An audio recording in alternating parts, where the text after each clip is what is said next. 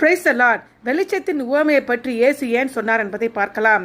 மத்தேயு 5:14 உள்ள வெளிச்சத்தின் உவமையை இயேசு தம்முடைய சீஷர்களுக்கு உலகத்தில் என்ன பங்கு உள்ளது என்பதை கற்பிப்பதற்காக சொன்னார்.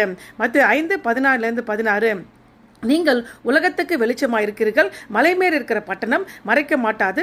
விளக்கை கொளுத்தி மரக்காலால் மூடி வைக்காமல் விளக்கு தண்டில் வைப்பார்கள். அப்பொழுது அது வீட்டில் உள்ள யாவருக்கும் வெளிச்சம் கொடுக்கும். இவ்விதமாக மனுஷர் உங்கள் நற்கிரைகள் கண்டு பரலோகத்தில் உங்கள் பிதாவை மகிமைப்படுத்தும்படி உங்கள் வெளிச்சம் அவர்கள் முன் பிரகாசிக்க கடவுது.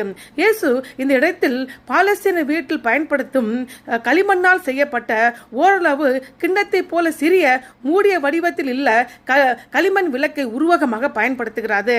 அதன் உச்சியில் எண்ணெய் ஊற்றுவதற்கு ஒரு துவாரம் இருக்கும். அது ஒரு மூலையிலே சலல் பருத்தியால் ஆன ஒரு திரியும் வைக்கப்பட்டிருக்கும். அது ஒரு சிறிய விளக்கு. அது சுமாராக வெளிச்சத்தை மட்டுமே கொடுக்கும். இதனால அதிகபட்ச வெளிச்சத்தை வழங்க அது ஒரு விளக்கு தண்டில் வைக்கப்பட்டிருக்கும்.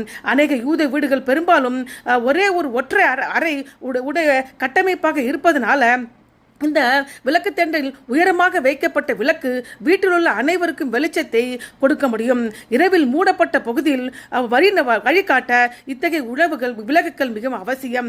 விளக்கை அணைப்பதற்கு மட்டுமே அதை ஒரு மரக்கால் கீழ் வைப்பார்கள்.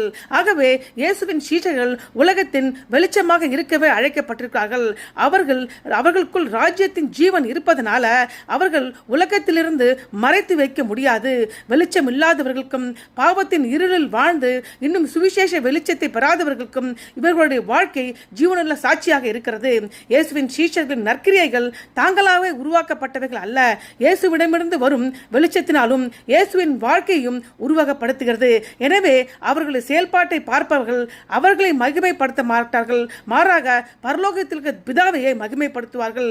இயேசுவின் சீஷர்கள் ராஜ்ய வாழ்க்கை உடையவர்களாக இருப்பதனால மாற்றப்பட்ட வாழ்க்கையில் இருந்து நல்ல செயல்களை அவர்கள் பிறப்பிப்பார்கள். சுவிசேஷத்தை அறிவிப்பதிலும் தங்கள் கிரியையின் மூலமாக வெளிச்சத்தை தாங்கள் தாங்குவதன் மூலமாகவும் இயேசுவின் சீஷர்கள் பரலோக ராஜ்யம் உண்மையிலேயே இந்த உலகத்திலே உள்ளது என்பதை மக்களுக்கு உணர்த்துகிறார்கள்.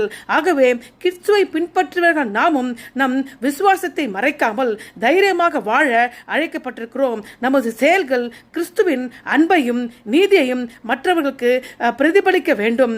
மற்றவர்களை நம் பக்கம் அல்ல தேவன் பக்கமாக நாம் கவனத்தை ஈர்க்க வேண்டும். ஆமென்.